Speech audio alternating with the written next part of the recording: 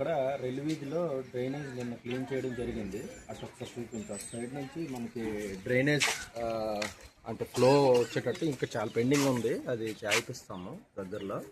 So అటు నుంచి మొత్తం ఫ్లో వచ్చి ఈ సైడ్ చూపించాం.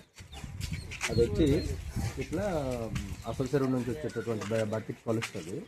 అయితే ఇక్కడ ఉన్న వాళ్ళు ఏంటంటే వీళ్ళకి చెత్త కుండీలు వ్యవస్థ లేక కంప్లీట్గా ఎప్పటికప్పుడు చెత్త ఇందులో వేసేయడం, ఈ డ్రైనేజ్ అనమాట బ్లాక్ అయిపోతూ ఉంది.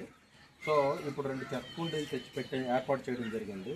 సో దట్ వీళ్ళు ఏంటంటే చెత్తను తీసుకుని వచ్చి డబ్బాల్లో వేస్తే చెత్త బండి వాడు ఎలాగో మనకు రోజు వస్తాడు కాబట్టి డబ్బాల నుంచి ఎత్తుకొని బండిలో వేసుకొని వెళ్ళిపోవడం, ఇది ఆచరణలో పెట్టాల్సిన దిశగా మనం పనిచేద్దామని చెప్పి పెట్టడం జరిగింది.